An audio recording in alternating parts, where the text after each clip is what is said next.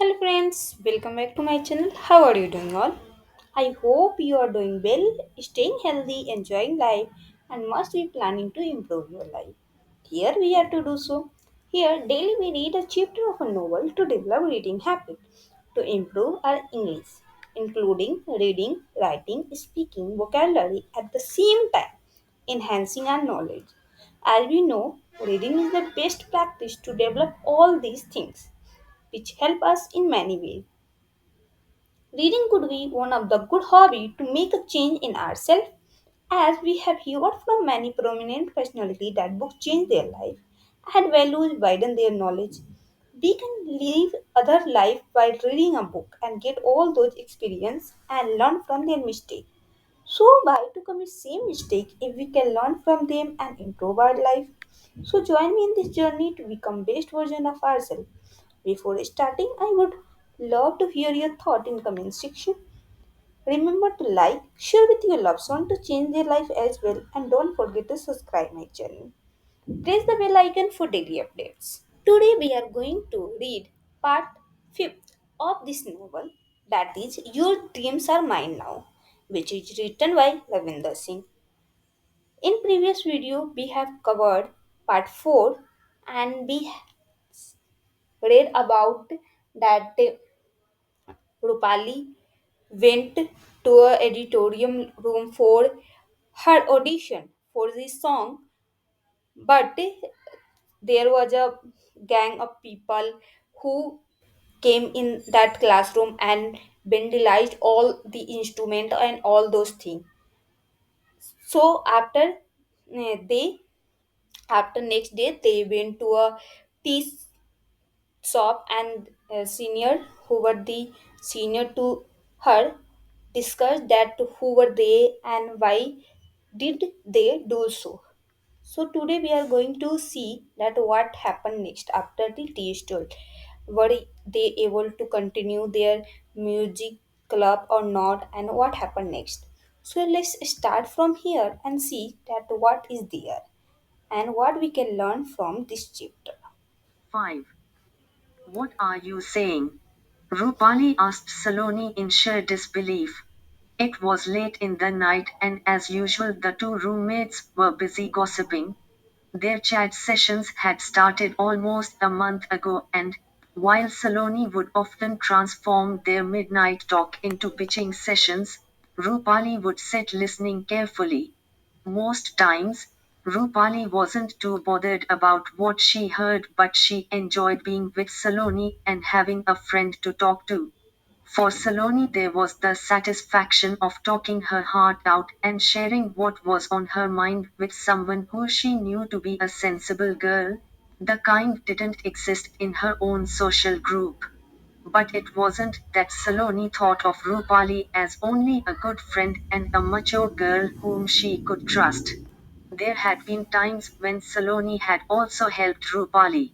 Improving Rupali's style quotient and making her more fashionable was always on Saloni's to-do list. I swear to change your typical Behanji type fashion sense into a cosmopolitan one. And if I do not, you can change my name, Saloni had claimed, and she made sure she stuck to her words. There was rarely a day on which she did not advise Rupali on what to take off and what to try on. Saloni, who was usually possessive about all her belongings, was generous with Rupali. She would often encourage her friend to wear her accessories, in spite of several refusals from Rupali. As much as Rupali appreciated her roommate's gesture, she was embarrassed on certain occasions, especially when Saloni would change her clothes in front of her.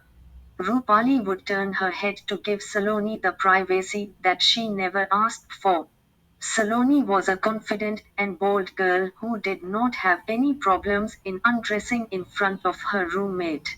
On one occasion, when, after taking a bath, Saloni entered the room and threw aside her wet towel, she had especially asked for her roommate's attention. See, I bought this polka dotted bra for myself. Isn't it sexy? She had said while trying to hook it on. Rupali had to battle her sense of shame to look at her roommate's bra and appreciate it. But gradually, she learned to adjust to hostel life.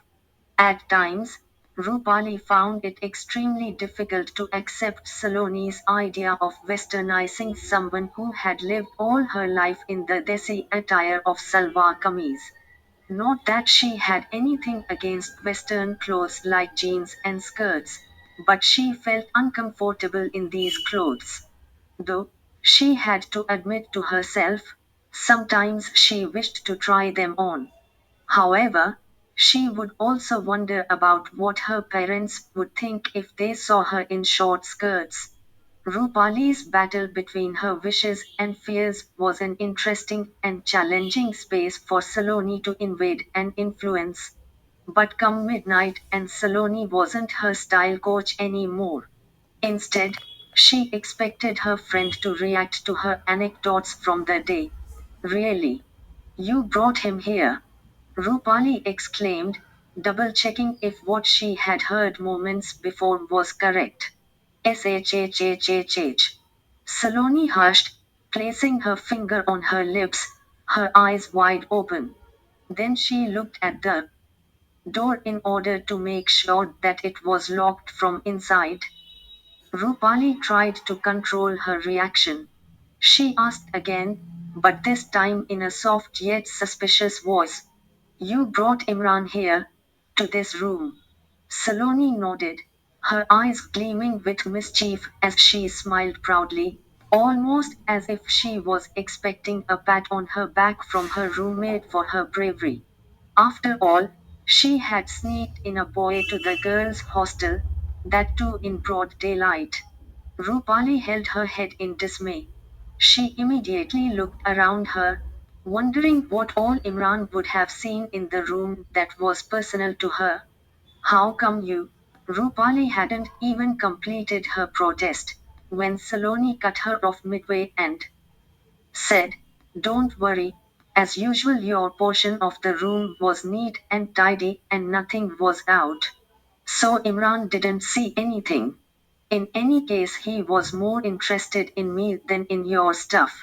Okay. Rupali wasn't convinced. She looked worried. Teri itni fatati kyun hai yaar? Why do you get so scared? Saloni tried to comfort her in her own way. Rupali didn't know what to say. She was just not comfortable with having a boy in her room, that's it. Why could Saloni not understand that? Hello, madam. I am having an affair. Not you. So don't be worried about anything. Chill. In her excitement, Saloni got up from her chair and shifted onto her bed. She sat cross-legged. She was overjoyed to reveal all that had happened after she would secretly sneaked Imran into their room. She had expected Rupali to say, oh my god. Really? How did you do that? Teach me also. Nah. But all she got was silence. Rupali lay on her bed staring at Saloni. She wondered if her roomie was gutsy or mad. She decided. Saloni was a bit of both. You are unbelievable. Rupali finally spoke, shaking her head. In spite of herself, she could not hold back her smile. Saloni took that gesture as her reward for her brave act. She threw her hands up in the air and smiled back. Then she blew a few flying kisses. You are mad. Rupali laughed and further asked, but isn't Imran from science section? Seeing her roomie's level of interest increase, Saloni replied, yes, he is. But how did you know? I just know. But you first tell me, how did you guys meet? Rupali inquired. An overexcited Saloni jumped out of her bed and jumped in to join Rupali on her bed. Udhar ho, fir sunati han sari kahani. Make some space, and I will tell you the whole story. Saloni loved telling stories. She also knew how to make them spicy and extra gossipy.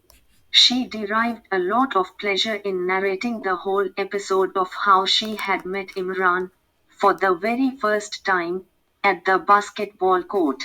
It had happened in the first week of the semester. It wasn't love at first sight for her.